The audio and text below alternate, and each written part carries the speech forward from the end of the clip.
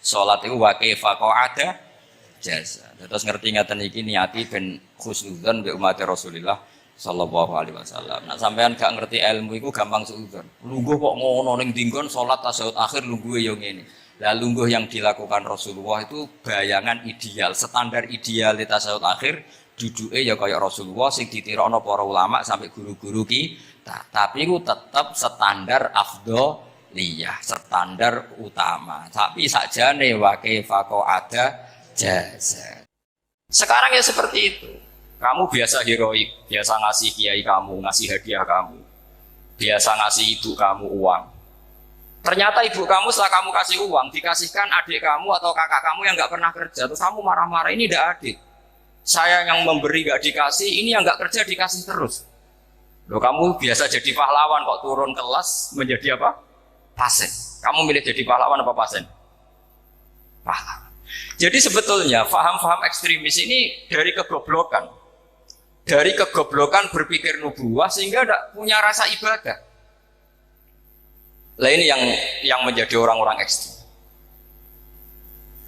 Jadi korban pertama ekstremitas itu bukan sahabat tapi Rasulullah Shallallahu Alaihi Wasallam, yaitu Nabi dibilangin oleh mereka, "I'dil ya Muhammad, kamu kalau bagi harus adil." Pikiran mereka kalau adil sama rata sama. Jadi kalau pakai pikiran itu, saya minum di sini itu haram. Mau ndak ikut bikin kok minum. Enak tamu, toko-toko mangan, sing masak kangelan urung mangan. Itu jadi edan bareng. Itu sama seperti kasusnya Bahram Al-Majusi itu. Dia itu seorang raja kaya, punya anak cantik. Dipikir-pikir, anakku ayu dirabek nang liya rugi, sing gedhekno aku sing rumah aku dirabi wong liya. Maka dia berpikir mau dinikahi sendiri. Karena tadi melihat Mas Nadif kayak orang Kenya tadi, apa Nigeria, Nigeria. Malah gak layak itu maksudnya orang. Ini Mas Nadif ini termasuk harus mendukung gerakan tidak ekstrim. Nyawanya masih itu karena barokahnya beliau agak-agak gitu. Tapi nggak sampai liberal ya, agak-agak pokoknya itu. Karena ketika ada gerakan ekstrim di Mesir, itu termasuk dia DPO. Ternyata setelah ada intelijen, beliau pas buka itu nggak makan dulu tapi rokok dulu. Wah ini mesti orang sekuler, nggak ekstrim. Akhirnya nyawanya sampai sekarang itu barokahnya rokok pas iftar itu pas. Tanya ini Mas hidup, iya Mas? Ya pernah sepuh sama saya. Jadi pikiran-pikirannya Bahram itu seperti itu. Walhasil akhirnya Bahram itu menikahi anaknya sendiri. Masyhur itu dalam cerita. Jadi ceritanya itu ada seorang wali tidur di Masjid Haram sama Rasulullah, ditemuin gitu. Terus kata Rasulullah, salam saya untuk Bahram Al-Majusi. Ternyata dicari-cari nggak ada Bahram lain kecuali Bahram yang berdua, bahkan anaknya sendiri mau dinikahi. Ya cara berpikir karena seperti itu. Kalau kita berbuat banyak harus dapat. Itu bahaya. Bahaya sekali karena kalau dalam teori beragama itu al-yadul ulya khairum minal yadis sufla. Kalau biasa ngasih ya ngasih saja, itu heroik. Itu bagus. Jangan biasa ngasih sekarang bermental apa? Pasif. Makanya saya itu kalau ngajar di pondok yang dulu pernah saya belajar di situ atau yang pernah sepuh itu, dikasih itu bingung. Karena saya ya masih waras itu. Jadi kalau dikasih itu bingung. Tapi banyak juga guru-guru yang dulu ngaji lama setelah ngajar di pondok alma maternya nuntut. Itu saya tidak tahu gitu. Itu sudah ada agak-agak kayak itu tadi. Walhasil si Bahram tadi itu, ini cerita harus saya teruskan karena nggak boleh diputus. Dapat salam dari Rasulullah, ternyata dibalik nakalnya dia itu pas mau bulan pertama, malam pertama itu ada seorang janda sepuh ke situ. Ganggu dia tentu ya. Ketika dikejar pulang lagi sampai 3 kali. Dia tanya, kenapa Bu kamu begitu? Katanya, saya ini anak-anak saya kelaparan. Kalau saya pulang anak-anak saya nangis minta makan. Saya ingin minta Anda. Tapi setelah saya ingat Anda ini majusi, saya mukmin, saya mukminah, saya pulang. Ya sudah Bu, kamu di rumah saja. Nanti saya kirimi makan. Dikirimi sendiri, padahal dia seorang raja, orang kaya. Barokahnya itu dia dikasih tobat sama Allah. Dan paginya ketemu tamu yang mengirimkan salam dari Rasulullah SAW. Akhirnya Bahram ini menjadi Muslim. Tapi intinya berpikir seperti tadi itu salah, bahwa kalau saya berjasa banyak harus mendapat apa? Ini cara berpikir orang-orang Khawarij. Begitu juga era Sayyidina Umar, era Sayyidina Utsman, Ali. Itu juga ngalami orang-orang yang ekstrim. Misalnya begini, saya contohkan korban-korban ekstrim yang real. Sayyidina Ali itu masyhur, dia punya musuh besar namanya Muawiyah. Karena permusuhan ini tidak bisa dihindari. Jadi kalau dalam fikih Islam ini anak-anak saya ajari fikih. Kalau orang mukmin membunuh orang mukmin itu hukumnya dosa besar apa kecil? Besar. Itu di bab kisos. Tapi orang fikih itu unik. Di fikih itu ada kitab usial namanya. Di takrib ada kitab usial. Dan di situ ada penjelasan mangkutila dunamali fahuwa syahid. Orang yang dibunuh karena membela hartanya atau keluarganya, itu dia mati syahid. Kalau dia posisi membunuh, maka malingnya atau penjahatnya muhadarun damu, nggak punya hak untuk kisos karena dianggap nggak ada artinya darah. Nah sekarang begini, suatu saat ada garong ke rumah Anda, ingin membunuh Anda karena ingin mengambil harta Anda.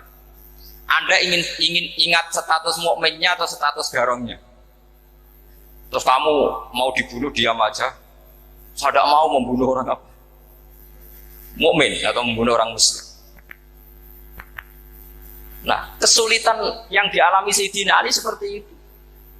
Orang-orang Khawarij cara berpikir, Ali ku geblek, wong mukmin kok pengen mateni mukmin. Muawiyah yo geblek pisan, wong mukmin kok pengen mateni orang mukmin.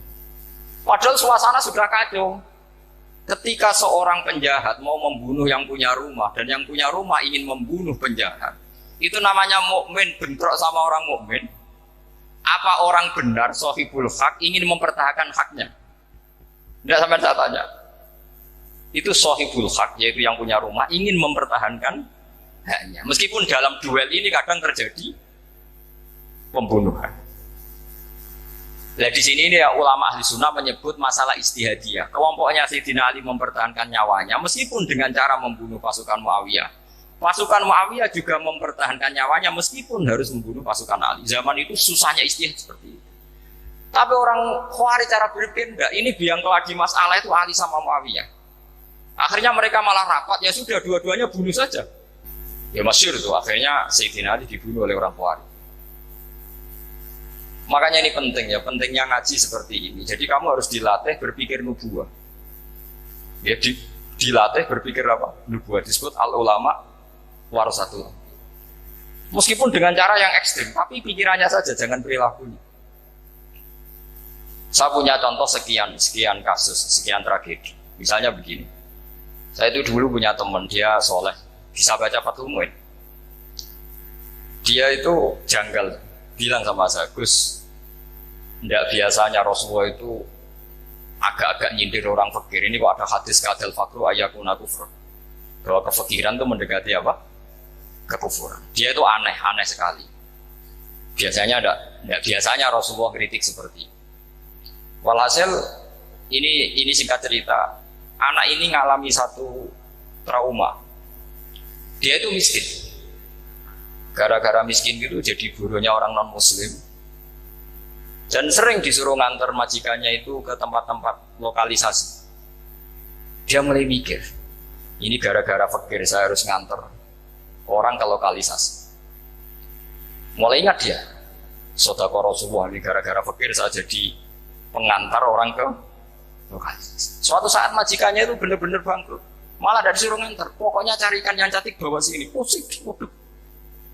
Nah, dia akhirnya walhasil lari terus keluar, terus dia cerita betapa ekstrimnya fakir sehingga gara-gara fakir saya harus jadi penolong orang yang mau apa masih. Anda boleh berpikir ekstrim, tapi ekstrim dalam melawan kemungkaran itu tadi. Saya nggak boleh jadi fakir, tapi takutnya fakir yang nanti jadi alat kemas. Imam Ghazali juga punya contoh seperti itu. Imam Ghazali pernah marah besar ketika tren di Baghdad itu orang belajar fakih semua. Hatta la yakuna thamma tabibun illa min ahli dhimmah, kata beliau. Sampai di Baghdad itu tidak ada dokter kecuali orang kafir dhimmah.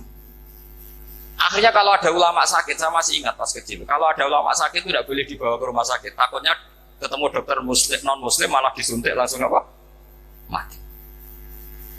Akhirnya ulama saat itu berfatwa, orang Islam harus ada yang jadi dokter. Banyaklah gus-gus yang sekolah ke dokter. Yang masyhur seperti Sahal itu, Sahal bin Abdul Fattah. Itu dulu putranya Ki Fatah yang menolong Mbah Mahfud saat sembunyi. Saking idolakannya Basal, anaknya dinamakan Sahal, tapi dia jadi dokter spesialis bedah. Begitu seterusnya urusan negara. Dulu itu orang jabat itu tidak boleh, karena jabat itu dekat dengan syubhat, dekat dengan haram. Tapi gara-gara pejabatnya non-muslim, kalau bikin aturan ya ala non-muslim. Ulama akhirnya sadar, andikan kita yang jabat pasti tidak seperti itu. Bisa bikin perda ini, bisa bikin pelaturan begini yang menguntungkan Islam. Nah, jadilah banyak pejabat yang sekarang muslim. Tempat-tempat maksiat diobrak-abrik sama Satpol PP macam-macam. Kita untung. Tapi kalau orang-orang khawarij pikirannya pokoknya pejabat itu dekat dengan haram, dekat dengan syubhat. Padahal dengan kita jabat bisa bikin perda atau apa yang menguntungkan Islam. Kemudian menjadi masalah baru secara fikih. Ini adik-adik dengerin biar kulino senam fikih. Kalau caleg soleh, misalnya Mas Nadif nyalek, ini tadi tak guyoni, mau jadi bupati tidak kali ya mau saya dukung. Jadi misalnya gini ya, Zaid sama Bakar, misalnya Bakar itu orang soleh, mau jadi calon lurah. Dia tahu kalau dia lurahnya kampung lebih baik. Kalau yang jadi ini Zaid, itu kampung itu rusak karena dia suka dugem, suka macam-macam. Kemudian Zaid ini pasti jadi karena beli suara. Misalnya per kepala itu dibeli 50.000. Bakar ini kalau nggak beli suara kalah. Padahal dengan kalahnya Bakar artinya kemenangan, kemungkaran. Itu zaman era Fathul Mu'in, muridnya Ibnu Hajar Al-Hitami. Ibnu Hajar muridnya Abu Zakaria Al-Ansori itu fatwa. Yang soleh ini wajib beli suara, bukan boleh, wajib beli suara. Tapi ini namanya tidak nyuap, perlu dicatat. Ini namanya tidak nyuap. Jadi tidak bisa kamu kaitkan misalnya ar-rosi wal murtasi finnar. Yang nyuap maupun yang menerima suap adalah sama-sama bin neraka. Tidak bisa seperti itu. Karena logikanya dibalik. Sekarang Bakar ini beli suara itu untuk membeli kebenaran, untuk mengawal kebenaran. Zaid beli suara untuk menopang kebatilan. Berarti namanya Bakar ini penyuap atau pembeli kebenaran? Pembeli kebenaran. Ya, harus dibedakan. Nah, ini pentingnya ulama. Memang nyatanya seperti itu. Yang dikatakan nyuap, riswah itu adalah membayar uang li'ibtalil haqqi untuk membatalkan kebenaran atau membenarkan kebatilan. Itu namanya nyuap. Tapi kalau mengeluarkan uang untuk menghakkan barang hak dan membatalkan barang batil, itu namanya uang perjuangan. Nah ini pentingnya mikir.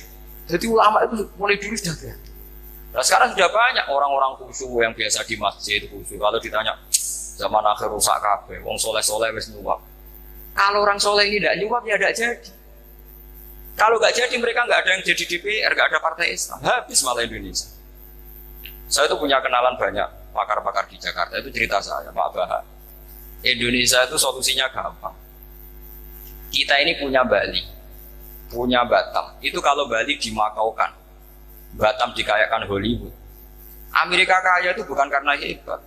Pornografi dijual, tinju di Nevada itu dijual, di Las Vegas dijual, apa saja dijual. Kalau tidak kaya itu gimana? Sementara Indonesia mau aur-auran gitu sukan partai Islam.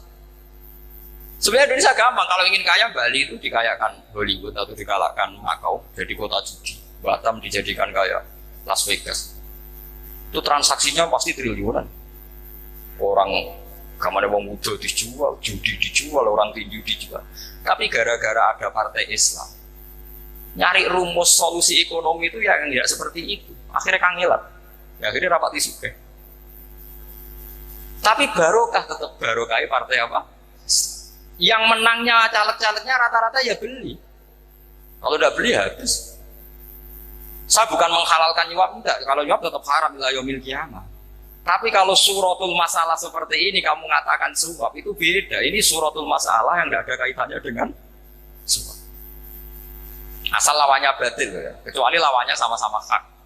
Dua calon di kampung itu soleh sama soleh. Ini yang soleh bayar nggak boleh, karena siapapun yang jadi soleh itu nggak boleh. Makanya kalau cari musuh yang dolim biar halal ya. Iya, saya pernah ditanya seorang dosen, Gus, saya ini kalau baca sejarah perang Badar atau perang Uhud, yang saya tidak nerima itu satu. Kenapa setiap ghanimah, harta orang kafir dan istrinya orang kafir kok disita orang Islam, dan yang perempuan jadi amat, kemudian juga digauli orang Islam, yang hartanya orang kafir juga jadi asetnya orang Islam, kok kayak garong.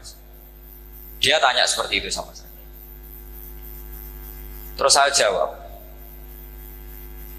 kalau sampean ada garong dan kemudian bawa senpi, senjata api, kemudian garong Anda, penjahat Anda lumpuhkan, ya senpi itu harus Anda kembalikan. Monggo penjahat ini kagungan jenengan beto wangsul. Karena ada milik Anda, harus dikembalikan. Wah, tidak bisa Bapak, kalau saya kembalikan pasti dipakai jahat lagi, dipakai kriminal lagi. Ya sama, kalau asetnya orang kafir dikembalikan ke orang kafir akan menjadi aset kekafiran lagi untuk menghancurkan kita. Nah, perempuan juga sama. Perempuan itu alat produksi.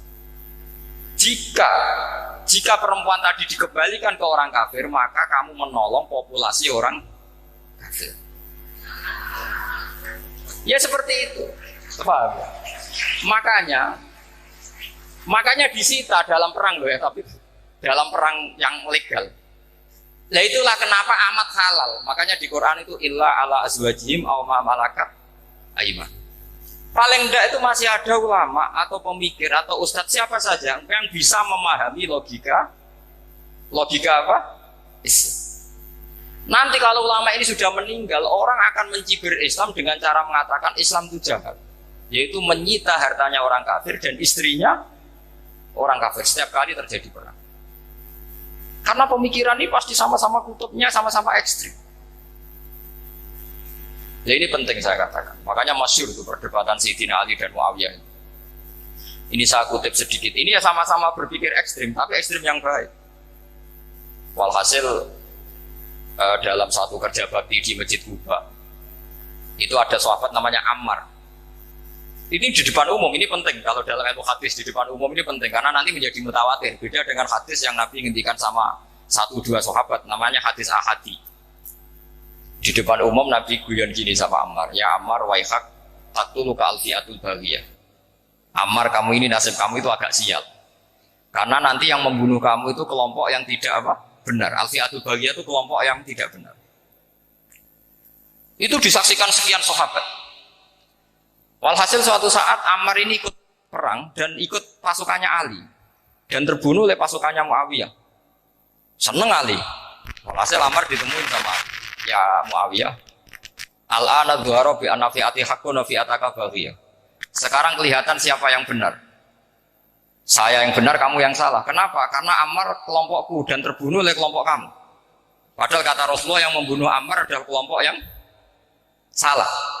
Tapi Muawiyah pintar sekali, dia jawabnya gini, laula kama kutila Ammar. Ammar terbunuh karena bela-belain kamu. Kalau kamu tidak nyuruh dia perang juga nggak terbunuh kan. Jadi kamu ikut andil, terbunuhnya siapa? Ammar. Tapi apa kata Sayyidina Ali? Idzan qatala Rasulullah Hamzah. Kalau teori itu Anda pakai, Rasulullah pun membunuh Hamzah. Sekarang Hamzah perang karena suruhan siapa?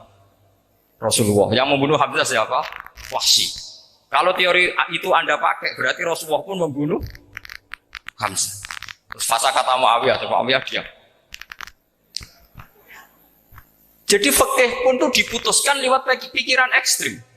Tapi bukan ekstrim yang merugikan orang lain. Ya, kalau merugikan orang lain namanya sudah la dororo wala diror. Dia menyalahi aturan itu. Makanya saya pernah ngaji di sini dulu ketika tahun kemarin. Fikih-fikih Islam itu punya rumus, itu ya gara-gara pikiran ekstrim sebetulnya. Saya pernah nyontohkan adalah orang tuh kalau sholat jenazah itu mayatnya di depan. Itu ulama fikih tidak ada yang punya alasan. Mau hanya bilang gini, Hakada wajadna salafan wa khulafan. Mulai dulu kalau nyolati mayit ya jenazahnya di depan. Ya hanya gitu saja, tidak punya alasan. Makanya ulama lain mengatakan tidak apa-apa jenazah di belakang, yang sholat di depan. Kenapa? Fa innaha laysat bimanzilatil imam. Memangnya jenazah imam kok harus di depan? Itu ya tidak ada yang bisa bantah. Bagaimana mungkin harus di depan? Oh enggak, imam kok harus. Yang harus di depan itu imam. Jenazah itu imam apa enggak? Enggak. Terus alasan kedua, sholat ghaib. Kalau ada orang mati di Surabaya, Mas Nadib di sini, sholat ghaib boleh enggak? Boleh. Jenazahnya di depan apa belakang? Di belakang kan? Berarti harus enggak jenazah di depan? Ya dia mau ngakeh yang jelas kalau itu. Lah ini contoh-contoh kecil. Nah orang Khawarij itu orang yang paling enggak mau menerima otak-atik seperti itu. Akhirnya jadi goblok bareng tadi. Ya makanya Rasulullah pun jadi korbannya Khawarij. Muhammad kamu harus adil. Karena pikiran mereka adil itu yang memberi banyak ya dapat banyak. Kalau pikiran nubuah tidak seperti itu. Kalau yang biasa memberi, biasa heroik, biasa baik ya biar tetap biasa memberi. Jangan dilatih jadi apa? Fasih. Ini mungkin adik-adik juga agak keberatan, tapi harus dilatih. Makanya saya itu jadi kiai itu yang mulai kecil anaknya kiai, putu kiai. Saya itu yang mulang itu senang. Saya tidak pernah terlintas dikasih santri atau dihormati ya enggak. Mungkin sampai mati agak terlintas. Ya pikiran saya sederhana. Biasa mulang pahlawan malah sekarang pasien itu malah kayak cemen, kayak turun kelas gitu. Jadi saya terus ya enggak kepikiran sama sekali. Loh kalau saya minta sama Allah karena itu atasan saya. Makanya ada ulama yang ekstrem gini, ini kisah nyata. Ada ulama alim datang ke seorang raja. Rajanya ini soleh padahal. Ternyata pas raja itu berdoa, ya Allah saya kasih ini. Padahal ulama tadi itu mau mengajukan proposal. Mau minta apa gitu. Terus dia pulang ketika ditanya, Pak Kiai kenapa pulang? Ternyata raja itu minta zat yang sama yang saya mintai. Kalau raja saja masih minta, ngapain saya minta raja? Saya akan minta zat yang dimintai raja. Terus pulang dia. Oh itu ya pikiran ekstrim, tapi bagus ekstrimnya. Saya akan minta zat yang dimintai raja. Kalau sampean kan enggak, uteknya saya les, sholat ini, tetap jalo. Oh orang mikir seperti itu. Memang salah didik, salah itu tadi. Nah, ini harus dilatih. Masyhur itu ketika Nabi pas Fathu Makkah itu. Orang-orang Ansor komentari Nabi gini, ketika Nabi sangat happy di Mekah, sangat enjoy di Mekah, kata orang-orang Ansor, amar rojul fa'adroka durok fatun fi ahli wa fatun fi asyirati. Namanya orang pasti happy kalau di kampung halaman. Jangan-jangan Rasulullah itu nanti hidup di Mekah lagi, karena Mekah sudah dikuasai orang Islam. Beliau pasti kangen sama keluarga, sama Mekah. Tapi ya sama, ketika Rasulullah mulai ngasih itu, orang-orang Quraisy dikasih banyak, orang Ansor juga pikirannya seperti itu. Baru orang Ansor dilatih pikiran nubuah, yaitu tadi mereka itu dapat kambing, dapat sapi terus pulang. Kamu mendapat saya, milih mana? Milih Rasulullah Shallallahu Alaihi Wasallam. Sekarang kamu saya balik. Kamu punya kiai, kamu bisa memberi hadiah, memberi beliau. Suatu saat kiai Anda ini kaya raya, terus sering ngasih orang-orang yang nggak pernah berjasa. Kamu nggak pernah dikasih. Itu kalau pakai pikiran Khawarij, kiai ini salah karena ngasih orang yang tidak berjasa. Tapi kalau kamu pakai pikiran nubuah, enggak. Alhamdulillah saya tetap istiqomah memberi kiai itu. Dan alhamdulillah enggak dibales. Semoga balasannya di akhirat. Ya sudah seperti itu. Kalau pakai pikiran gengsi tadi seperti itu. Masa biasa memberi sekarang posisi diberi, saya rak turun kelas. Jadi sebetulnya pikiran ekstrim itu boleh, tapi untuk yang seperti ini bukan ekstrim itu. Makanya ini disebut al-hujjat. Al-hujjat itu satu logika yang bisa mematahkan asumsi awal. Ini saya harap santri-santri matolek mau putra maupun putri berpikir seperti ini. Sehingga sama. Jadi misalnya sekarang dibalik. Kalau ada orang NTT yang masih non-muslim, itu orang kafir yang harus dibunuh atau orang kafir yang harus didakwai. Mesti pikirannya itu, kalau Nabi itu ya semua yang didakwai Nabi dulu orang kafir. Nah, ketika Nabi di Mekah itu pertama ketemu orang kafir itu dibunuh atau didakwai? Didakwai. Ya berarti pilihan sekarang ya didakwai bukan dibunuh. Nah soal perang itu perang itu beda dengan membunuh. Ada janjinya, ada macam-macamnya, terus nggak ada solusi itu baru ada apa? Perang. Jadi kalau sudah dibalik-balik gitu, makanya kata ulama-ulama, Khawarij itu pasti salah. Pasti salahnya adalah kalau orang nggak benar ya dibenarkan bukan dibunuh. Kalau setiap orang kafir dibunuh, Nabi kapan jadi nabinya? Karena orang kafir habis. Jadi metode bil hikmati ada, metode hasanah ada, karena orang kafirnya sudah apa? Mati. Terus pertanyaan kedua, kalau Nabi harus ekstrim ngapain yang ngawal Jibril? Halnya Israel lebih efektif. Jadi kalau sama-sama ingin ekstrim, Nabi itu nggak usah dikawal Jibril, kan nggak efektif kan? Harusnya yang ngawal itu siapa? Israel. Kan nggak repot. Nah, jadi saya mohon ini saya cerita. Jadi korban pikiran ekstrim itu bukan siapa-siapa. Pertama itu Rasulullah.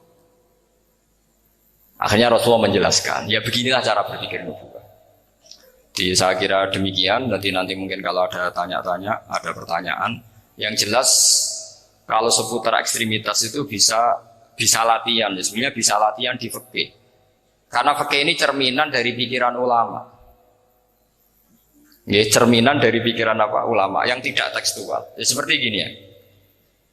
Tasaddaqa Rasulullah so'an min tamrin au so'an min aqidin. Ketika zakat fitrah itu Rasulullah mengeluarkan satu sok tamar. Tamar itu kurma. Kalau menurut tekstual berarti zakat fitrah harus pakai kurma. Tapi semua ulama sedunia mengatakan kuti ahlil balad. Hanya dalam konteks Indonesia ya pakai apa? Beras. Berarti kata tamar diganti kot, diganti apa? Kot. Jadi orang itu jangan diajak goblok bareng. Masa Nabi ngendikan tamar harus apa? Tamar. Makanya saya pernah debat. Wabah Nabi itu cingkrang. Kenapa orang-orang itu rata-rata tidak cingkrang? Saya bilang, Nabi itu hidupnya di Mekah. Kenapa Anda hidup di Indonesia? Iya, Nabi itu hidupnya di Mekah. Terus saya tanya lagi. Nabi itu hafal Quran, kamu udah hafal? Saya hafal Quran. Kalau cingkrang gampang, karek ngetok. Ya, kalau ada sunnah Rasul, Nabi hafal Quran, enggak? Hafal kan? Berarti kalau ikut sunnah Rasul, hafal Quran. Jangan cingkrak tok, ya hafal apa? Ya sama poligami juga gitu ya. Tadi diceritakan Mas Nabi itu. Nabi itu poligami setelah Khadijah meninggal. Apa mereka mau nunggu istri pertama meninggal? Kalau ingin persis loh, kalau ingin persis nunggu istri pertama meninggal. Iya. Enggak mau juga kan? Ya biasa saja lah. Banyak yang dihalalkan syariat ya kita bilang halal, yang diharamkan kita bilang apa? Enggak usah sok suci si sunnah Rasul. Saya punya banyak cerita. Abu Bakar itu dulu sering menghindari sunnah Rasul. Dulu Rasulullah itu kalau ada orang minta ya dikasih. Ketika era Abu Bakar bikin Baitul Mal. Ketika ditanya ini zaman Rasulullah tidak ada, kata Abu Bakar, gua Rasulullah, beliau itu Rasulullah. Gua gak di manage ya negara tertib. Umar bikin pasukan itu diangkat negara. Kalau dulu zaman Nabi yang ikut perang bahaya, yang enggak perang namanya munafik.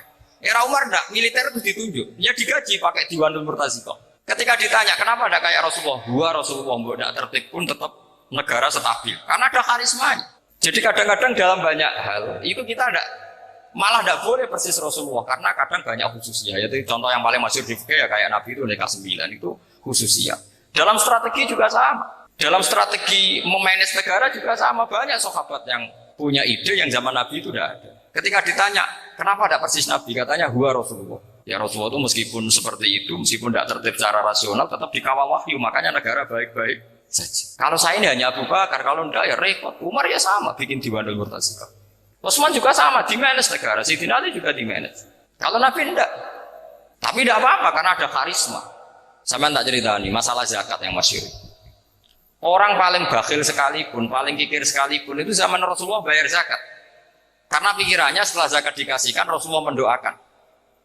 Khudh min amwalihim shadaqatan tutahhiruhum wa tuzakkihim biha wa sholli alaihim. Inna sholataka sakanul lahum. Era Abu Bakar enggak. Sorry ya Bapak Bakrin, dulu kita zakat sama Rasulullah karena didoakan beliau. Kamu hanya Abu Bakar, saya tidak mau zakat. Ya sama lah seperti orang dipimpin ulama-ulama karismatik. Orang dipimpin Badullah itu tidak usah metai, santri sudah nurut. Dipimpin Usman Nazif, nggak bikin pelaturan, habis pondok. Kalau nggak ngancam, nggak gini, ditaksir, nggak gini, habis. Zaman Badola dehem tok santri wedi. Mas Nadif dehem kok enggak. Nah, makanya Rasulullah itu tidak banyak bikin peraturan. Rasulullah itu kalau mau perang itu hanya bilang sahabat, saya besok ditantang Abu Sufyan di sini. Saya mau perang. Oh itu sahabat ikut semua.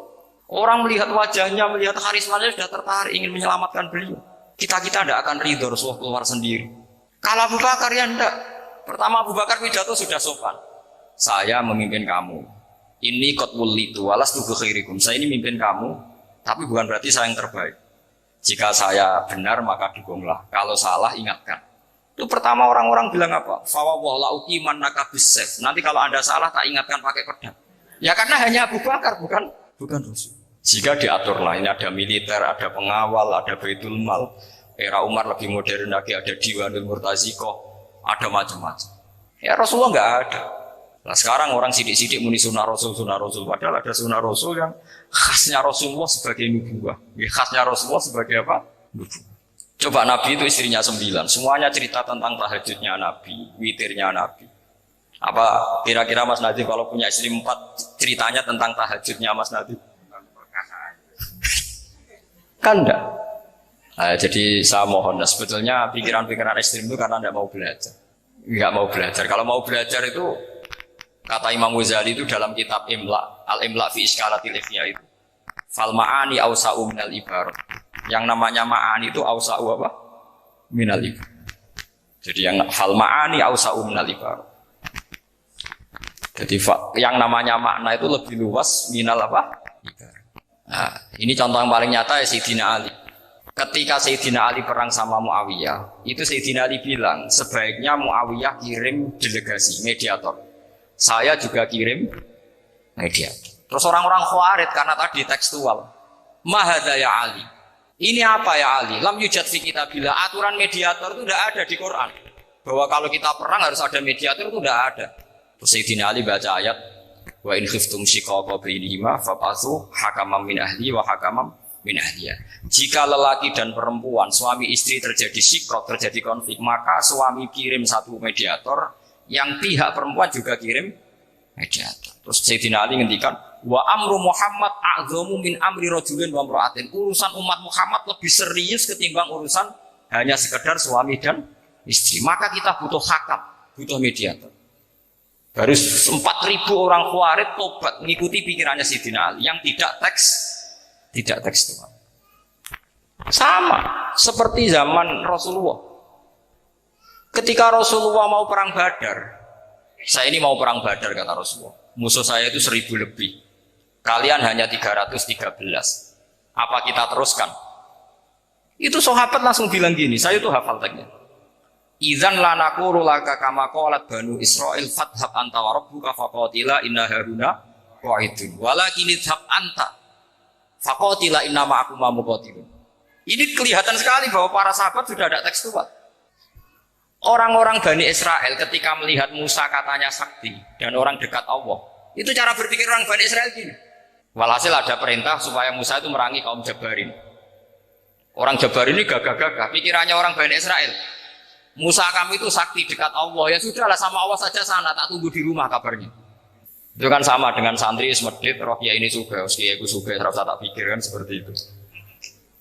Ya sama seperti itu. Nabi itu kekasih Allah, mesti perang menang. Serasa tak ewangi mesti menang. Fadhab anta wa rabbuka faqatila inna hahuna. Kok itu ini sudah kamu berangkat saja sama Tuhan, tak tunggu di rumah. Tapi apa kata para sahabat Ansor ketika Nabi minta supaya mereka dukung di perang Badar? Langsung bilang, idzan la naqulu laka kama qalat banu Israil. Kita tidak akan bermental kayak Bani Israil. Ini tekstual pada enggak. Mereka punya mafhum, punya pikiran. Cara Mas Adi punya kreatif. Bahwa ini mental yang bejat, kita tidak akan meniru seperti itu. Itu sahabat. Jadi dulu sahabat itu makna di Quran juga ada tekstual. Jadi bisa memahami. Nah sekarang orang memaksa semuanya harus tekstual. Ya meskipun tadi jangan terlalu liar menjadi liberal. Tapi saya tidak tahu kalau contohnya Pak Tadi tadi pakai kondom, sisi kondom tidak tahu. Itu pikirannya Jil apa Pak Tadi tidak tahu saya. Itu tidak tahu. Kok sampai sembeling itu saya tidak tahu. Kok lagi juga kalau tidak bisa nyontohkan yang di luar itu, saya itu ya tidak tahu. Mulai dulu ilmunya seperti itu terus, ya tidak tahu lagi. Jadi mulai dulu zaman Nabi pun itu sudah ada pikiran-pikiran seperti itu. Jadi tekstual atau harfiah itu ya enggak. Nyatanya sahabat langsung bilang idzan lanaku rulaka kama qalat banu apa? Isra.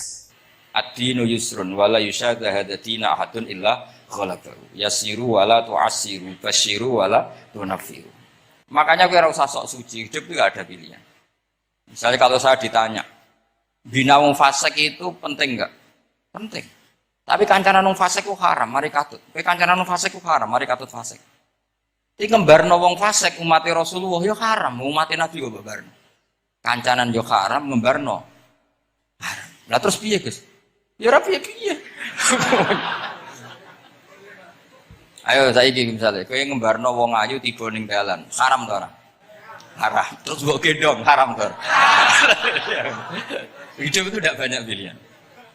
Jadi dilema dari si guri-guri dilema. Makanya apa ya seperti itu istafti kolbak takok natimu. Motive nulung iku nulung apa sahabat? Ya sudah seperti nggak ada pilihan. Motivem kancanan wong fasik iku mergo enak kancanan wong fasik. Delok dangdut pantes apa pantes. Apa motifmu didik? Ayo rata-rata ke kancanan wong fasik motifmu didik apa enak kancanan wong fasik? Enak. Haram berarti. Ya seperti itu. Memang banyak sesuatu yang apa? Makanya banyak ulama ngendikan banyak perilaku duniawi yang menjadi amal ukhrawi karena niat. Juga sebaliknya banyak perilaku ukhrawi yang akhirnya menjadi duniawi juga karena niat. Makanya niat itu diatur sedemikian rupa. Nah ini juga sama. Duduk tasahud akhir. Ayo. Duduknya dulu, duduk tasahud, baca sholawat. Itu satu paket. Makanya al-atasek wal asir wal hadi asar atasahud wa qa'udhu wa sholat ala nabi sallallahu alaihi wasallam. Fatasahudu mongkoti tasahud wa qa'udhu lan lungguh tasahud. In aqobahuma lamun ana sing maca akibah tapi sami ya. Lamun mungkasi utawa nyusuli huma ing tasahud lan qu'ud apa salamun salam. Iku ruknani berarti rukun karone. Jadi tasahud yang diakhiri salam itu berstatus rukun.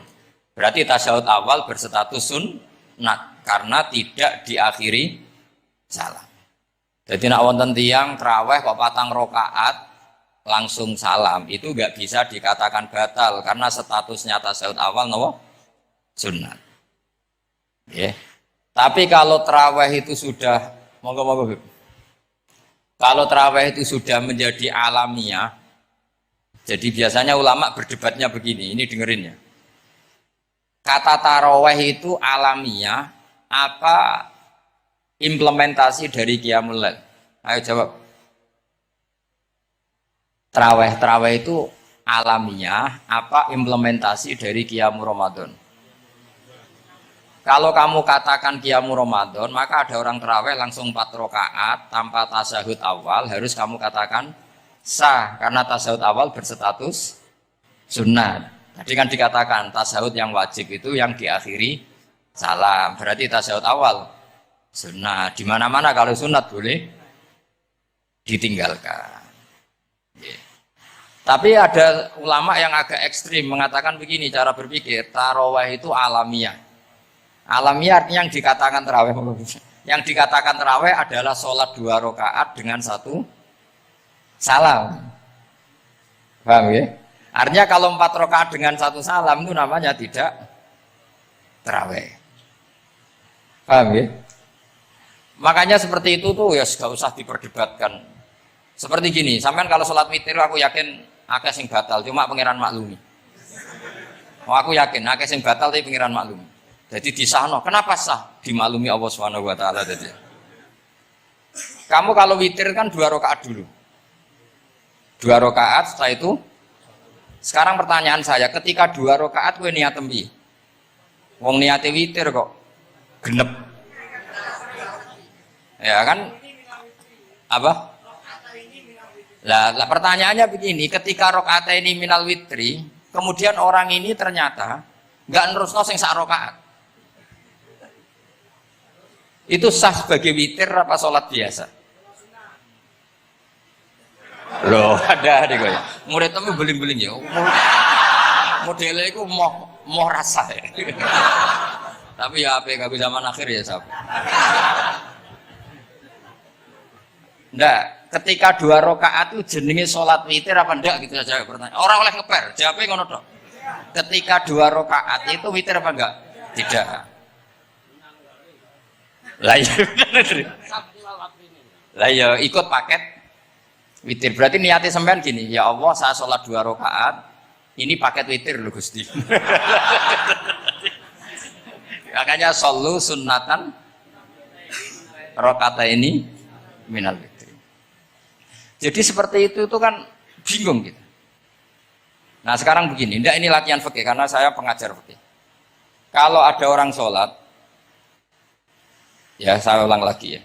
Ada orang misalnya begini, ada orang sholat, terus sarungnya itu pas sampai dengkul, sampai lutut. Kalau dia ruko pasti jengking, pupune ketok. Iku batalnya ngenteni wis ruko apa mulai pertama batal? Enggak jawab. Apa? Ketika ruko, apa mulai berdiri sudah batal? Ketika ruko, ya. Awas saya lagi ya. Nggak ini undian berhadiah. Itu di Asbawan Nadhair itu ada pertanyaan gini. Lalu yang dikatakan sholat itu apa? Yang dikatakan sholat adalah satu akwalun wa af'alun muftatahatun bitakbir muftatamatun. Nah, lalu ketika dia ruko itu batal. Batal yang batal apanya itu Pak? Wong dia belum berbentuk sholat. Berbentuk sholat itu kan kalau sudah absolut sampai salah. Yang batal itu apanya? Wong sholatnya rong kasil. Bingung tuh sampai mesti. Jadi makanya pertanyaannya itu apa ya? Fikih itu kadang ya sudah seperti itu memang angel. Makanya kalau kamu melihat perempuan itu di takrib itu melihat perempuan yang ajnabiyah itu haram kecuali untuk sekian hal termasuk mulang muamalah. Terus ngopi dia ke muamalah repot. Sekarang pertanyaannya, kamu ngopi demi melihat apa melihat untuk ngopi? Enggak jawab. Lah anak niate ngopi, mestinya kan brewok lah ya di ngopi ini kan. Cek bakule brewok, cek bakule komisen. Kopi nah. Nah yang kira-kira agak haram itu mesti begini. Saya sama Habib Ali jalan ke Jakarta terus ngantuk ngopi. Kebetulan bakule ayu insya Allah halal karena orang niat. Nak sampean kan gak apal. Oh sing pojok kono wae. Wah itu mesti haram itu tak jamin itu. Goblok ngopi kok ning kene ning kono wae. Kalau saya sama Habib Ali enggak. Jadi ya mlaku-mlaku ngantuk ngopi. Kebetulan bakule ayu. Ya terus mungkin wong soleh ya cepetnya ini bahaya gitu. Nah pas umat soleh ya gitu, kalau enggak pas, wah cocok ya. Lah mulai ngomong cocok itu masalah kan. Makanya pertanyaannya itu yang halal itu nadhar li taklim apa taklim li nadhar? Apa? Nadhar, mbol kowe semuni. Jadi itu masalah-masalah fikih memang. Makanya kalau berteman orang fasik itu hati-hati ya. Kalau itu kamu lihat umatur Rasulullah Sallallahu Alaihi Wasallam yang perlu kamu selamatkan, yang perlu kamu bina, jenenge tarbiyatul fasik, membina orang fasik. Tapi kalau kamu memang bermental fasik, ini namanya mualah, berkawan sama orang fasik. Itu hukumnya langsung rubah. Kalau mualah ya haram, kalau tarbiyah sunnat atau bahkan wajib. Lah takok bedane piye? Kok takok awakmu. Ya sudah seperti itu, nggak ada jawabannya sudah. Singgo nang akhirat fayuna bi hukum bima kuntum tak malun sing kok apa piyambak sing apa menghisab. Pun kula terusno ya. Wa illa fasunnatani wa illam yaqibhuma salamun fasunnatani. Terus ini aturan pokok fikih sebenarnya wa kaifa ada jaza. Sebetulnya aturan duduk itu enggak ada. Kamu duduk gaya apa saja itu sah. Wa kaifa ada lan hale kaya apa lungguh sapa wong jaza mengko wenang apa ikilah kuut. Terus tenggene lungguh teng napa? Tasawuf akhir misalnya kowe sila ya sah, gaya lungguh apa sah. Meskipun ya rada kurang ajar, mau salat arang-arang wae kok. Tapi secara hukum sah. Jadi misalnya wonten wong desa terus kadang tasawuf akhir sikile rada mlekang, kadang wis pokoke wa kaifa ada jasa. Jadi pentingnya ngaji ngeten iki paling gak nglahirno husnudzon. bahwa aturan duduk itu gak ada. Misalnya aja mentang-mentang sampean khusyuk, lu gue bener terus nak ono lungguh untuk metintang sithik, wah iki gak sah. Gak tau ngaji. Kowe sing ora tau ngaji maca wa kaifa ada jaza. Aneh-aneh. Kowe sing ora tau ngaji wa kaifa ada jaza. Enak ora tau ngaji malah nuduh. Iso wae sing lungguh ora bener ku wali malah lara wae. Meskipun agak-agak ya ora. Wali kok lungguhe ngono. Tapi nek misale wali tenan kualat sampean. Wa kaifa ada jaza. Terus hukum itu penting. Sehingga kalau sampean haji tenggene Mekah niku salat umum macam-macam. Kula sing nganti saiki iskal tapi wis ora iso protes. Niku lho, wong kuat ngadeg nggawa kursi, nak salat kok lungguh. Nak teng Indonesia wong salat lungguh ora ngentosi bener-bener lemah. Ning Arab gak kuat nggawa kursi, salate lungguh. Engko nak ngarep iku sofe kosong, kursine digawa. Ya lungguh meneh. Batin ku lungguh kursi ngalor idul kuat kok salate. Nak teng Jawa iku anggere ngape mati cek salat ngadeg. Kursi nenteng. Jadi, ya kalau buatan ngerti nih. Ada lagi yang orang Arab, mungkin Arab Bedui.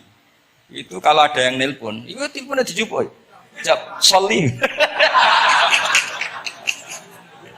Kalau aku dong ditakoi, gue sih umat apa? Aduh, banyak kita umat goblok. Apa disalahno iku wong Arab? Wong Arab. Ora disalahno iku. Akhirnya debat, soling pirang huruf. Ya telu nak cara nahwu nggih. Sot, lame sitok kan tasdid berarti telu. Telu wis batal loro. Batal. Pas ya. Yo kok pas. Seru wae pat. Serepot-repot. Sementing sampean ngerti gitu, terus salat iku wa kaifa ada jasa. Terus ngerti ngaten iki niati ben khusnudzon mbek umat Rasulullah sallallahu alaihi wasallam. Nah sampean gak ngerti ilmu iku gampang suudzon. Lungguh kok ngono ning dinggon salat tasyahud akhir lungguhe yo ngene. Lah lungguh yang dilakukan Rasulullah itu bayangan ideal, standar ideal tasyahud akhir duduke ya kaya Rasulullah sing ditirakno para ulama sampai guru-guru kita. Tapi itu tetap standar afdholiyah, standar utama. Tapi sakjane wa kaifa ada jaza. Jadi penting. Sanggep ae ben maring husnudzon. Misalnya nang tasyahud akhir kok ambek suwilo wis. Anggap ojo terus aliran iki. Ojo ngono sik. Iki bar ngaji menhaju talibin lagi seneng-senenge praktek ngono. Tapi ya ora pati wali mesti. Wali kok kontroversi aneh-aneh itu. Mak umpama ngono kowe aja langsung darani gak sah. Apa meneh nuduh wali aliran. Wis biasa wae, tapi aja praktekno nggih. Pokoke umume wong lah ben gak kontroversi. Tapi kalau ngadepi wong liya tetap kita keyakinan wa kaifa ada jasa dengan duduk gaya apa saja sah. Kados sing teng Arab yang gendut lho nak salat kan sikile di selujung dong. Mergo jajal tahiyat kados umume tiyang digeblek lho nate ora wong gondut. Nata wetenge kan gak iso. Dadi lungguh sikile to bujur. Lah mergo jajal praktekno guling kan. Nah niku takbire ya wa kaifa ada jasa. Pak ngangan yo ora sopan, wong sowan pangeran kok ngono terus piye? Lah Pak ini baru kayak ngaji gitu. Terus wong niku ben gampang husnudzon ambek umat Rasulullah sallallahu alaihi wasallam. Mergi kita tuh gak mungkin bayangno donya ideal itu ora mungkin. Kok jeneng roh tiyang tawaf ngono semua macam-macam. Coba misalnya mboten enten pendapat Imam Malik sing darani batale wudu nyuwun sewu lamsu maknane jima. Madzhabi Abdul bin Abbas. Lah sampean tawaf ya mesti rasah, mesti kedemek wong wedok. Kedemeke wong ayu-ayu, kadang kowe ya gelem tenan. Lah itu satu-satunya solusi kita intikal napa? Mas. Oh, tetep ra iso ora kedemek. Wis aku ora ganteng lah tetep kedemek. Niat khusyuk gitu tetep kedemek. Apa meneh awale wis rapati khusyuk. Lho kok iso wong khusyuk ae kedemek. Kalau nanti tawaf haji, kalau haji tahun 2012 nomor 13. Bar tawaf beb niku tok sak iku untuk bojone wong ya. Dadi dekne nyangka aku bojone dicekeli pundakku. Wong tawaf wong lanang kan kamu kan dari belakang kan sama semua. Bareng terakhir dituluk, "Lho, jebule ora?" Piye gitu. Lah aku ya ora krasa lagi usul pangeran coba. Aku coba bayangno kok sampeyan terus krasa. Wah ngenyek wong niku, ngenyek wong. Mboten kula pas iku internal eling pengiran tenan gak krasa ana sing nyekel. Pas niku lho bos sak teruse ra pokoke pas niku. Mergo iku beb tawaf kula nu setengah 3 esuk. Sak fase-fasene wong nak yamono wae eling pangeran to beb dadi pas khusuk-khusuk. Nganti ana wong nyekel iku gak keras.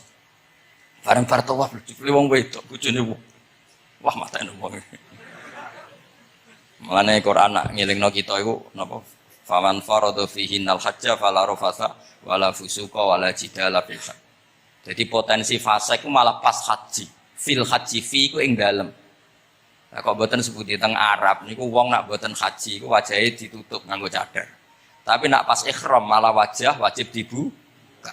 Iku wis mari uji nyali tok. Kok nate dikonco khusuk. Khusuk tenan nggih, khusuk alim. Niku nate di kesempatan ngambung Hajar Aswad. Pas ape ngambung, pas entuk detik ngambung, pas ana wong Turki wayu pas ngambung. Niku cerita teng kula, cara tak terusno, Gus. Iku ora kena Hajar Aswad. Kena pipine cah wedok. Lu pangeran niku kok iso detiknya sama. Pas ape ngambung, pas posisi Turki yo. Wayu. Niku wong alim eling ayu, ora eling Hajar Aswad.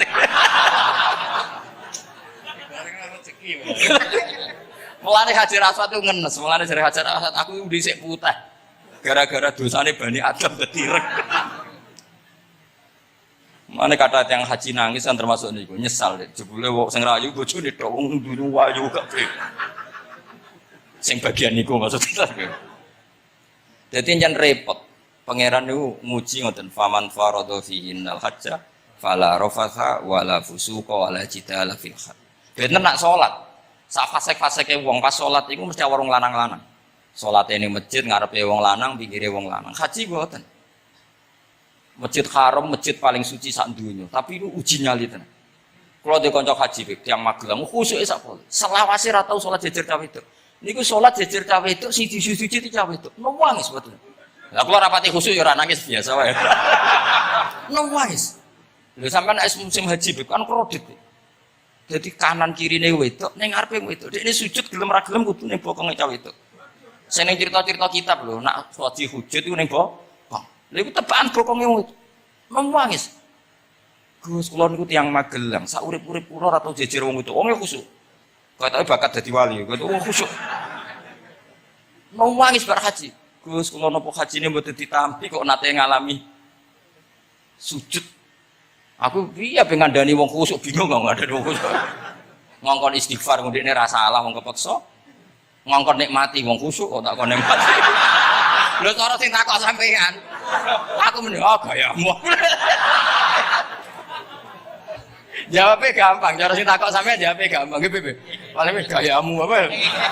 Iki sing takok wong khusuk. Ya akeh sing takok sampean ngono gayamu. Sing takok nu tiyang khusuk nangis tenan nyesal. Memang haji itu unik, makanya Allah ngikatkan fala rafatha wala fusuqa wala jidalu fil hajj ing dalem pas nglakoni. Mencen uji. Jidal kaya ngoten. Ono wae sing mari muring-muring.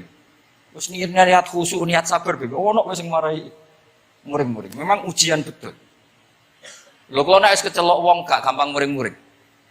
Wis terkenal lah nek kula nu seneng guyon ra gampang muring-muring. Nate badhe niku, Beb. Romyu tanggal 11, umumnya haji Indonesia rak koblas zawal. Melok beb rombongan tiyang. Warung tok Mina wonge didik-didik. Iki ajaran napa Romyu kok koblas zawal? Nabi ora tahu. Romyu koblas zawal. Nabi mesti Romyu ba'da zawal. Ngamuk-ngamuk. Sajane kula mboten mutawif, kula mboten kaji gaet, mboten kaji tenan nganggo dhuwit. Nak gaet diamuk wajib meneng ya. Engko iso di PHK nak. Akhire kula ngomong ngene. Akhire kula dijono Pak Bak sampe sing ngadepi.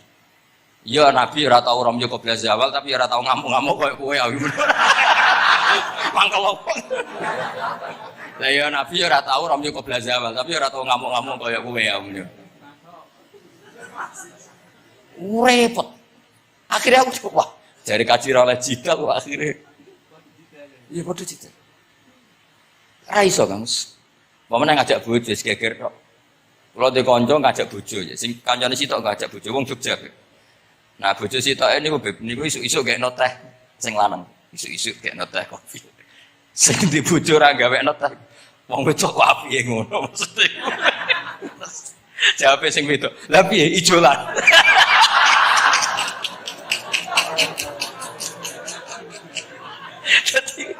Wong lanang kok kadang spontan kan yo kacau. Cah wedok cek apike mbek bojone. Piye Mas? Ijolan maksudnya. Wis pancen jare amit pas kaji. Ayo sapa sing kaji ora jidal kok ben ora raine. Sing ngene-ngene iki lho. Aja ulama aja Habib iku wis gak mlebu kias sing umum-umum men. Wes angel. Ono catering terlambat, wah ada saja yang bikin apa? Emosi. Kalau kaji tak rilek-rilek. Tapi ya sono. Ngono pidato ning Mina ono macam-macam. Ribet. Itu fil khat. Allah memang dari awal memperingatkan potensi maksiat itu justru fil khat ketika musim haji. Omne wae perkara dam wis macam-macam. Mun kula terusno sing penting kaidah teng salat wa kaifa qa'ada jaz. Kados wingi Imam Rafi'i dawaken salat sujud itu cukup watul jabah. Niku nggih guling-gilingan ben gak gampang suudzon mek tiyang lintu. Nah, kita piyambak ndak akan mempraktekkan itu. Kita tetap sujud melibatkan 7 anggota. Cuma nak ana sing ngono gak gampang suudzon. Wong bar ngaji minhajud dalibin. Dadi ana gunane lah. Wa kaifa qa'ada jaz. Jadi duduk dengan gaya apa saja berstatus sah. Ya, duduk dengan gaya apa saja berstatus sah. Tapi saya ulang lagi, tentu kita tidak mempraktekkan itu. Kita duduk tasyahud awal gederekno para guru, tasyahud tsani gederekno para guru. Cuma status hukum wa kaifa qa'ada jaz. Dengan duduk gaya apa saja sah. Karena kita tidak pernah tahu. Ana wong duduke mingkrang, jebule mbok salahno, mbok takokno jebule udunan kan ya ora roh. Salat kok modele ngono ku model apa? Jebule wonge napa? Udunan. Utawa wonge bar digi panjen sikile ra iso ditekuk. Barang mbok amuk. Salat kok ujug-ujug bar gipan lho gipan. Kan ndak pernah tahu, makanya ini butuh perangkat hukum. Jadi wong alim butuh itu khazanah hukum supaya agama ini luas. Ad-dinu yusrun wala yusyadahadatina ahadun illa ghalabahu. Yasiru wala tu'assiru, basyiru wala tunafiru. Mohon kula terusno. Wa yusannu lan den sunat fil awali ing dalam tasawuf awal apa al-iftirasu lugo iftiras. Mohon sampean ngerti niku. Fa yajlisu ala ka'bi yusrahu wa yansibu yumnahu wa yadu atrafa asabihi lil qiblah. Wa fil akhir at-tawarruku wa kal iftiras lakin yukhriju yusrahu min jihati yamini wa yulsiku warikahu bil ardi. Ini ora usah diterangno nggih karena apa? Ya sudah pokoknya seperti yang sampean praktekkan itu yang tasawuf awal jenenge napa? Iftiras, yang tasawuf tsani jenenge tawarruk. Ora usah diterangno malah di mana nih malah bingung sama. Wal asah yaftarisul masbuk wasahi. Nah, meskipun imam itu tasawuf akhir, masbuk tetap bergaya tasawuf awal karena masbuk tidak diakhiri salam karena dia nanti berdiri lagi. Nah, kalau sedikit mau cerita masbuk bahwa agama ini proses. Ya, saya ulang lagi agama ini proses. Dulu para sahabat itu kayak cacilik Kudus, kayak cacilik Indonesia. Jadi dulu para sahabat itu kalau Nabi sudah rakaat ketiga atau rakaat kedua, niku takbir terus sholatnya digebut. Digebut, wis kayak cacilik-cilik kita kayak cilik kan orang imam wis rakaat ketiga kayak takbir ngebut. Nah, engko bar ngebut nganti bar. Jadi imam rakaat ketiga kita tahu-tahu rakaat ketiga mergo nyelip. Engko imame salam ya melok salam. Itu kecerdasan itu tuh pinter. Dulu zaman sahabat ya gitu, agar Nabi rakaat ketiga sahabat datang takbir ngebut sampai rakaatnya sama dengan Nabi, Nabi salam terus ikut. Nah ditakoki Nabi, wis pirang rakaat jong? Nggih 4 rakaat.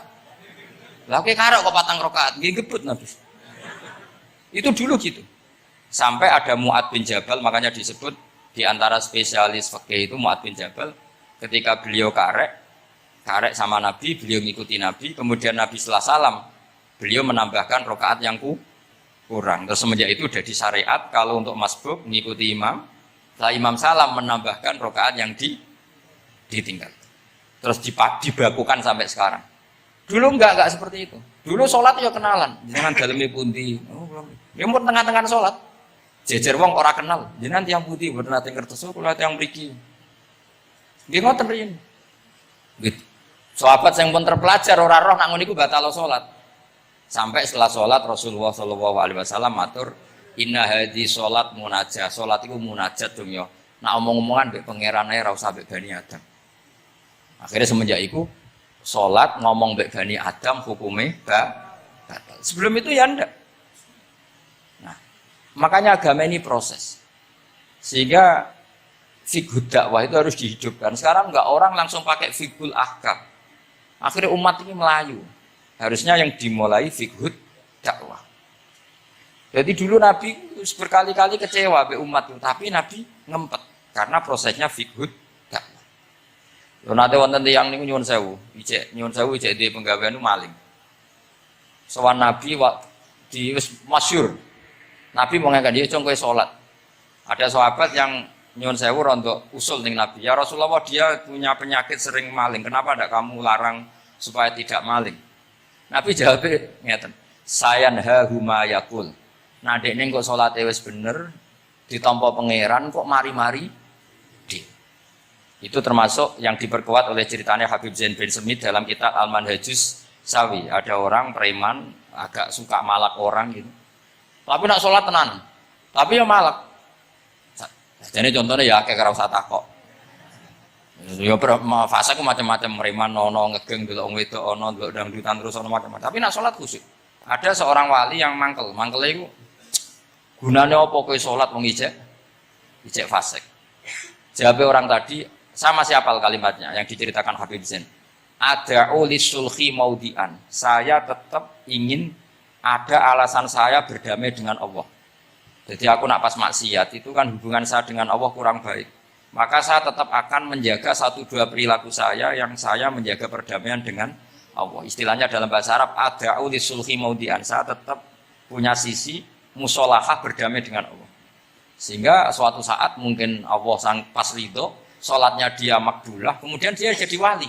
Makanya kita ini nggak pernah tahu Allah ridho pas kita apa, juga nggak pernah tahu Allah benci pas kita apa. Sehingga ra iso sampean muni apa gunane kaji nek ijek lakone ngono, apa gunane ngaji Minhajul Thalibin iki ora usah ngono. Saya pas sampean ngaji, pas ra paham, terus ridho mek kodok qadar. Wah diridani pangeran, wong kondang tenan, wong ra paham kok ridho mek kodok qadar. Sing paham ujug, wong goblok kabeh sing pinter aku tok. Waduh, nyoro lek kula ngono. Jadi kita tidak pernah tahu Allah itu meletakkan ridhonya di mana, meletakkan sukhtunya di mana. Wonten orang Hawariyin dalam cerita Ihya. Orang Hawariyin itu orang-orang hebat, wali-walinya Allah, pengikut Nabi Isa. Ono preman liwat. Si preman ini spontan melihat orang-orang soleh itu tertarik, langsung ikut gabung. Saya ulang lagi, langsung ikut. Si wali di antara Hawariyin ini ada yang risih. Aku terkenal wali kok jejer preman, risih. Maka si wali tadi mempercepat jalannya karena risih jejer napa? Preman. Sing preman dari awal memperlambat jalannya karena dia bilang misli, saya seperti saya nggak layak berjejer dengan orang soleh. Intinya si preman menjaga kesopanan, si wali memelihara keangkuhan. Jadi si preman dari awal dia nggak sudah merendahkan jalannya karena nggak ingin sejajar. Si walinya tambah banter karena ingin nggak jejer. Allah saat itu juga menfirmankan ke Nabi Isa karena masih zaman nubuah, Isa liyas ta'nifa al-amala. 2 orang ini memulai amal dari nol. Wali ini tak hapus semua amalnya, preman ini tak hapus semua dosanya. Semuanya 0-0. Yang satu untuk barokahnya adab, yang satu untuk afatnya ujub. Jadi mulane dadi kiai koyo kula yo repot, nek ketemu fasik repot. Ape kancanan kok diamuk sampean rodok garis keras ngene iki. Gus kok kancanan wong fasik. Ape ra kancanan kok nang ujub. Mulane kula ora jelas iki perkara niku tak didono. Kenapa Gus Bak sikape ra jelas? Ya bawaane wong alim ora jelas, bocah kok kandhane angel. Dadi bawaane wong alim ora jelas. Tapi ora jelas e wae karena ape kancanan wong fasik engko kancanan wong fasik kok dadi syariat ya ndak mungkin. Sok suci ya ora. Nah, makanya didawakan Allah laisa laka minal amri syai'un au yatuba alaihim au yas. Jadi wong fasik potensi ini di sepuro pangeran, tapi ya potensi disiksa pangeran. Nah, delok potensi di sepuro kita oleh ngancani, nah delok potensi disiksa kita ora oleh. Masalahnya kita tidak tahu. Nggih, masalahnya kita tidak tahu. Delok tenggene cerita-cerita wali. Wong sowan Sunan Bonang iku nggawa gula salam templek ra mesti dadi wali. Kali Jogo sing kenale lewat begal dadi wali. Kali Jogo kenal Sunan Bonang pertama iku mergo napa? Begal. Kenalane wae lewat begal. Tapi malah dadi wali. Suraka kenal Nabi ku perkara ape bacok. Mergo dhek niku ana sayembara sing iso nyekel Muhammad, ya tentu dijangkar wong sing ngomong wong kafir, sing iso nyekel Muhammad. Mulane dadi kiai ku bingung.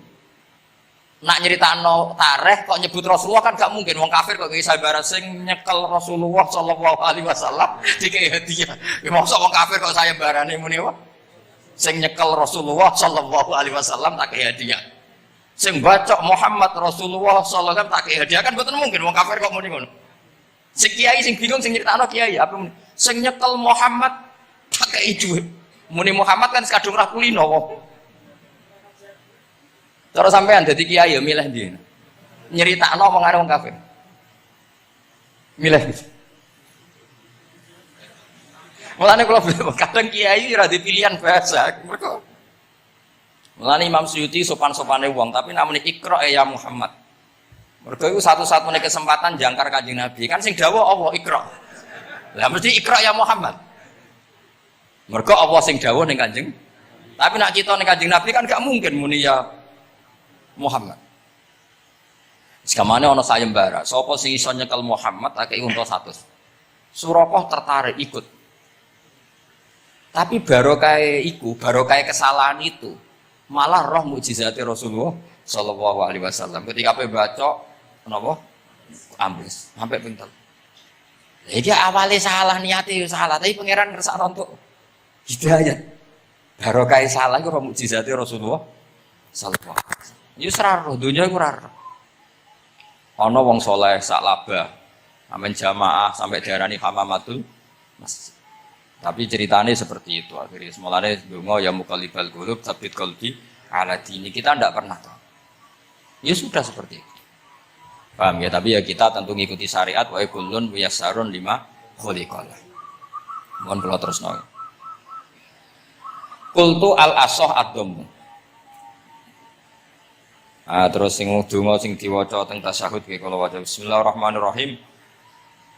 Qultu ala sah wa anna Muhammad Rasulullah sabata fi sahih Muslim wa ala wa aqalli salat ala Nabi sallallahu alaihi wasallam Allahumma sholli ala Muhammad wa ali wa ziyadah ila hamidum majid tumeka maring hamidum majid. Berarti kados kita napa wa sholli ala sayyidina Muhammad wa ala ali sayyidina Muhammad kama shollaita ala sayyidina Ibrahim wa ala ali sayyidina Ibrahim terus sampai fil alamina innaka hamidum majid. Nah, ini sebagai penutup kalau badhe cerita kalau ada kitab namanya Hasyiatut Turmusi. Hasyiatut Tarmasi atau Turmusi ini karangannya Syekh Mahfud Termas. Beliau adalah murid Sayyid Abi Bakar apa? Syato Sahibul Li'ana. Terus guru dari Basim Asy'ari. Beliau teman dekatnya Habib mbahnya Habib Anis. Jadi Anis bin Alwi bin Ali. Jadi temannya Sohibul Simtudur. Itu beliau cerita tahiyat itu adalah perwujudan dari dialognya Allah kalian Kanjeng Nabi. Terus ketika Kanjeng Nabi dugi Sidratil Muntaha, ya, ketika dugi napa? Sidratil Muntaha, Nabi maos napa? At-tahiyatul mubarakatus sholawatut thayyibatu lillah. Mun Nabi mandek terus dijawab kalian Allah, Assalamu alayka ayyuhan nabiyyu wa rahmatullahi wa barakatuh. Allah mandek. Terus Kanjeng Nabi niku mboten kepengin saking senenge teng umate bahwa kebahagiaan itu hanya untuk beliau. Saking sayangnya teng umate. Terus ditambahi assalamu alaina wa ala ibadillahi sholihin. Jadi niku barokah syafaat Rasulullah sallallahu alaihi wasallam. Jadi sakjane saking Allah namung assalamu alaika ayyuhan nabi. Hanya untuk Kanjeng Nabi. Tapi Kanjeng Nabi carane nego. Ampun nek Gusti niki umat kula wong kudus kathah. Dadi kira-kira ngono. Dadi ya pangeran ya niku ampun nek Gusti niki. Ditambahi assalamu alaina wa ala ibadillahi sholihin. Niku sami kalian wala saufa yu'tika rabbuka fatardo. Muhammad kamu akan saya kasih nikmat kemudian kamu puas. Jawabannya Kanjeng Nabi napa? Fa walla ardo wa wahidun min ummati finnar. Kula badhe jenengan puas no Gusti, saya tidak akan puas selagi satu umatku min ahlil ijabah min ahli tauhid masih di neraka. Ane kados kula yo bingung, mbek wong fasik yo bingung. Ape gedeng umat Nabi, ora gedeng umat sing kumat. Ora tau waras. Yo bingung tenan ngadepi wong fasik ku. Gedeng piye-piye iku umat Kanjeng Nabi. Ora gedeng sing ngerusak tatanan yo wong iku. Sampeyan milih gedeng apa milih seneng? Nah sampeyan jelas kan akeh sing akrab. Sing bingung Mas, wong saleh ku bingung. Yo nek wong saleh kan penak kan cara nu fasik santai wae, pancen bagian dari itu. Bingung so. Ulama ra bingung ya rapati ulama. Mergo jajal sampean misalnya ngadepi wong fasik bingung. Ora mbok bina, engko ya disalahno pangeran. Mbok bina kadang yo kakuwati nguteke sira. Wis pokoke angel urip ku. Lho nak Kanjeng Nabi karwan pinter, ono diwarai pangeran. Sampean sing marai sapa? Curang kowe. Tapi yang penting dari itu kita tahu bahwa hubungan wong fasik mbek wong saleh atau wong saleh mbek wong fasik, sing jelas dalam adatul Rasulillah itu tidak hubungan kebencian. Itu yang sampean harus catat, tidak hubungan kebencian. Wong Nabi sering donga Allahumma hdi qaumi fa innahum la ya'lamun. Bahkan Nabi nate ngendikan syafaati li ahlil kabair min ummati. Sakniki mboten saleh sithik ambek wong fasik iki gedhe ra karo. Kok ambek wong fasik, ambek sing wong tahlil lho gedhe. Mergo beda madhab. Ambek wong sing beda pendapat iki jeding. Ini ku mboten enten sanate. Hubungannya tidak boleh seperti itu. Hubungan bainana wa bainal mukminin adalah at-tawaddud, saling mencintai. Ya soal mangkel ya bawaan manusa lah. Jenenge berarti pisau iku ya mangkel. Duit dikemplang ya mangkel. Ya wajar lah mangkel sekadarnya. Tapi kita tetap menaruh empati bahwa sosial seperti ini tidak terus-menerus. Bisa saja suatu saat dia soleh sekali, dia menyaur semua uang yang dia bawa, bahkan melipatkan, tapi bukan karena riba, melipatkan kesalahannya menjadi kelipatan kebaikan. Lo kata lo, tiang niku fasik, ketika soleh ku kesolehannya terus over, mergo ngodoi fasik. Sampai kiai ku yo bingung nak didolani wong mualaf. Mergo dekne Islam anyaran ya, terus salat ku qobliyah ba'diyah, tahajud duha. Sampai kiai niku isin mergo wis suwi ra duha ra tahajud. Kiai ono wong fasik tobat ra isin bener rata-rata. Isin mboten. Isin biasanya ibadahnya lebih. Ya, jadi kiai kan saking suwine ibadah. Kaya kula kan mulai cilik, Gus. Wis biasa salat. Ketemu wong lagi tobat. Qobliyah, ba'diyah, duha. Nak Jumatan mangkat jam 11. Gus, bingung kan? Kene main masbuk kan. Mulane santri agar ono ibadah tenanan, oh panyaran niku. Perkarane mangkal kalah napa? Saingan. Repot. Wis pancen yo repot, urip-urip. Angel ngadepi donya nu angel, wow. Tapi Rasulullah itu kayak apa? Hubungannya ngendikan Allahumma hdi qaumi fa innahum la ya'lamun. Ketika sama orang fasik malah Nabi ngendikan apa? Syafaati li ahlil kabair min umat. Syafaatku iku iso nulungi wong umatku senajan to dosa gedhe. Ya tentu ora kok terus dadi syariat. Ngono dosa gedhe oleh ya pun ngoten. Kowe dosa gedhe sul khotimah taqabbalallahu minna minkum ge aneh-aneh. Cuma niki kula cerita, kebencian sama orang-orang sana, orang-orang seperti itu tidak sunnatul Rasulillah sallallahu alaihi wasallam. Sunnate Nabi niku nek ana wong fasik iku didongakno dibina. Mergo piye-piye iku umate Kanjeng. Masyhur kan ada sahabat itu namanya Abdullah. Ya Abdullah iku nganti wong lali jenenge nak Abdullah ini teng Bukhari. Wong nyeluk iku khimar saking nakale. Niku senengane mabuk. Lucune ndekne mabuk nang terminal gak gelem. Ning alun-alun gak gelem. Nak mabuk senengane di masjid Kanjeng Nabi. Jadi kadang wong saleh yo lucu ya. Ora para kiai iku gak enak. Tapi kok sing dibodoni ya kiai. Mulai dhisik wis ana niku. Jadi ora para kiai iku ora kepenak padahal fase. Engko tapi sing dibodoni yo kiai. Singkat cerita nak bar mabuk niku Nabi ya dijilid. Dijilid itu diberi sanksi lah. Binial itu sandal atau apalah. Wa atrofi siap. Tapi akhirnya sahabat karena sering orang itu salah, mereka melaknati itu.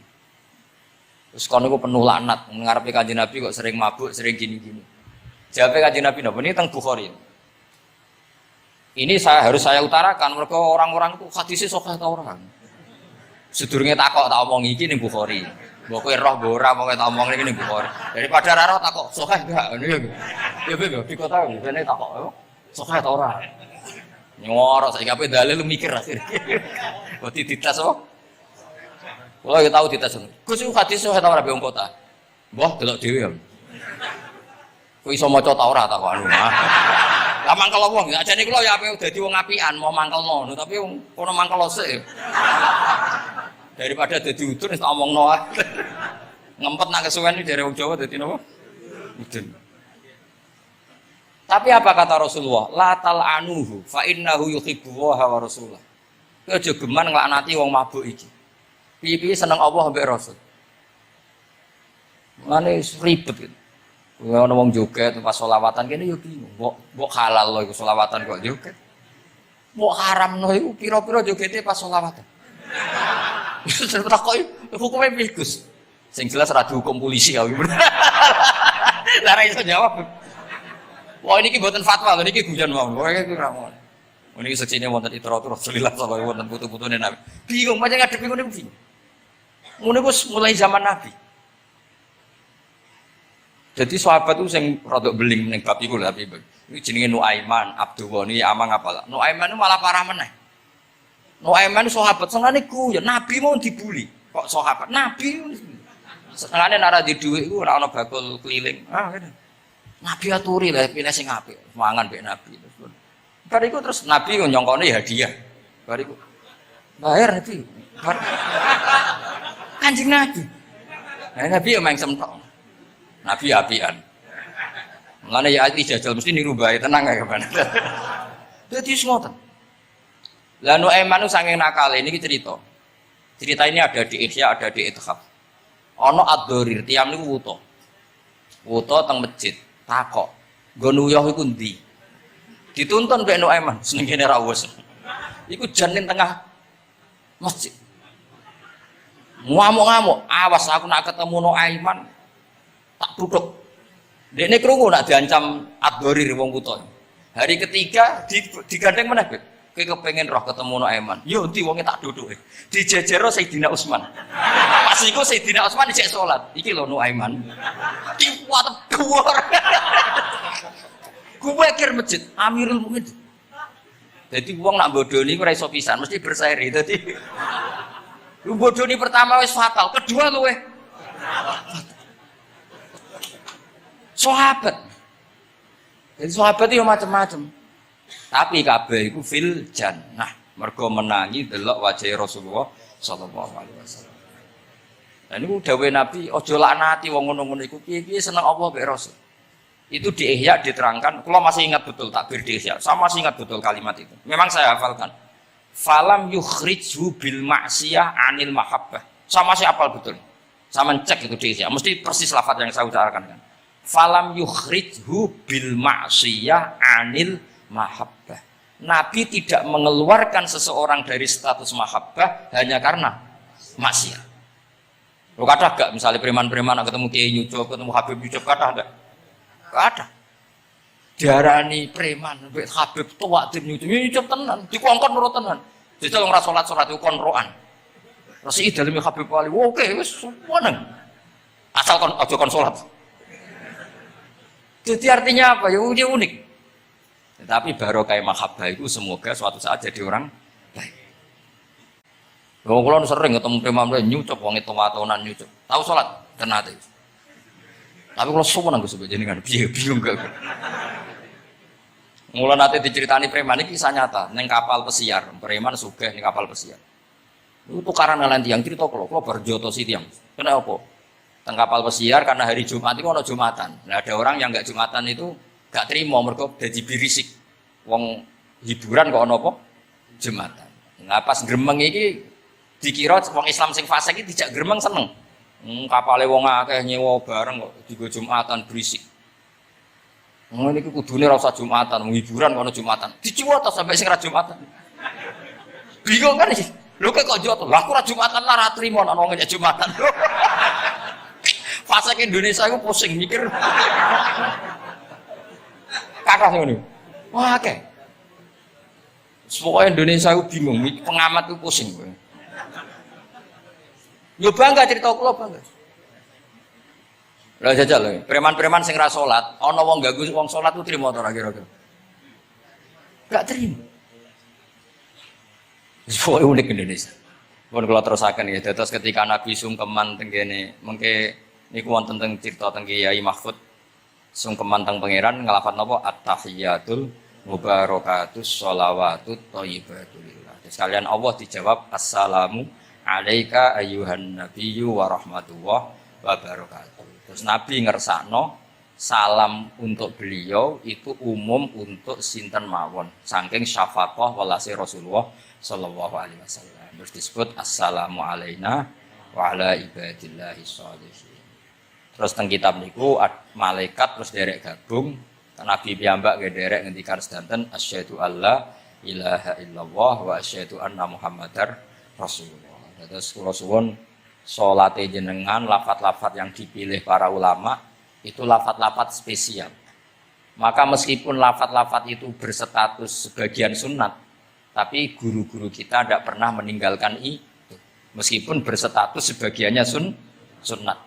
Jadi misalnya sampean gak oleh misalnya soal ahli fikih, sing rukun ning gone tasawuf akhir mu syahadat tok. Terus bareng lungguh asyhadu alla ilaha illallah wa asyhadu anna muhammad sallallahu Muhammad assalamualaikum. Yo kenemenan bakhil yo napa? Takoki. Lah kok ngono tok? Liyane kan sunat, sing wajib kan tasyahud. Tidak usah seperti itu karena di lafaz-lafaz itu ada lazzatul ibadah, ada lazzatul khitab. Jadi ada kenyamanan ibadah, ada kenyamanan apa? Khitab. Sehingga kita tetap napa? Niroakan napa sing dialami Rasulullah sallallahu alaihi wasallam dan sidratil apa? Muntaha tadi at-tahiyatul mubarakatus sholawatut thayyibatulillah. Terus Allah jawab napa? Assalamu alaika ayyuhan nabiyyu wa rahmatullahi wa barakatuh. Terus Nabi kepengen rahmati Allah niku amat teng sinten mawon. Nah, terus assalamu alaina wa ala ibadillahi sholihin. Mulane kata ulama sing termasuk kula niku melok partai niku. Wong Islam iku ndonga sak pase wae, sing penting saleh. Kok nak saleh kabeh wong sak donya ndongakno kuwi. Assalamu alaina. Saiki ora ndongane tenanan, saleh rapati tenanan. Sajane sing penting saleh tenanan. Ndonga biasa wae, anggere kowe saleh otomatis wong sak donya ndongakno kuwi. Mergo assalamu alaina wa ala ibadillahis sholihin. Dadi saleh se. Engko malaikat hamalatul arsy, para nabi, para wali ndongakno kowe. Kowe mlebu wong sholihin. Sholihin watake ora jenenge, maksudnya saiki ora timbang saleh kangelan jenakno sholihin ae kok repot. Suwen saleh langsung suwen apa? Jenakno napa? Atus kula di kanca Temanggung, muangkel mergo dekne ragus. Ning pondok ora untuk dinyek, nang pondok Gus kan kastanya tinggi. Dekne ra tau diceluk Gus. Anake jenakno Agus tok. Ben diceluk Gus. Jadi orang usah tambahan, nak tak tambahi Gus kok diceluk tambahane iku dadi Agus. Ya akhirnya kabeh wong nyeluk Gus. Iku solusi terbaik cara. Niki kula tabarruk mbek kula waca nggih. Niki kitab Khasyatul Turmusi tentang Fadilatut Ta'lim. Iki kula waos mawon mergi kitab niki duwete ulama-ulama Jawa kalian para Alawiyin teng Mekah riyen terus adat ulama saling menghormat baik habaib itu mulai dulu. Jadi mulai dulu itu tidak ada benturan antara habaib dengan apa ulama. Karena sanad saya misalnya itu mesti selang-seling semua sak dunya. Habib Abdul Al-Haddad kayak gitu ya punya guru ajam ya punya guru habaib. Rata-rata Alawiyin di Yaman gurunya Bafadul. Habib Abdul Qadir Segaf Kutub Jeddah punya guru Barojah. Ya biasa selang-seling kayak Mbah Mun punya guru Habib namanya Sayyid Alawi. Sayyid Alawi sebagian gurunya juga orang ajam. Ya itu biasa mulai dulu ya seperti itu nggak ada masalah. Mulai dulu itu ya sudah seperti itu nggak ada masalah. Saling apa menggur. Kalau waca ya. Niki halaman pun di rumah nomor 702. Ruya an Ibnu Abbas radhiyallahu anhu qala sami'tu Rasulullah sallallahu alaihi wasallam yaqul khairun nasi wa khairu may yamshi ala wajhil ardi al muallimun. Di sebaik-baik manusia dan sebaik orang yang berjalan di atas bumi adalah al-muallimun, orang-orang pengajar. Fa innahum kullama khaluqad dinu jaddadu. Mriki manane kholuqa. Kholuqa niku wis napa? Ringsek napa cara putus napa? Wis rada amah niku. Kak memet jaddadu ketika agama sudah mulai agak masalah jaddadu diperbarui. A'tuhum wala tastajiruhum. Kalau kamu sama orang alim enggak apa-apa ngasih hadiah, tapi jangan kamu sewa. Nah, mbok sewa mbok atur dosa tuh. Ngatur wong alim itu dosa. Cuma ngembarno ya dosa. Jadi pokoknya a'tuhum wala tastajiruhum.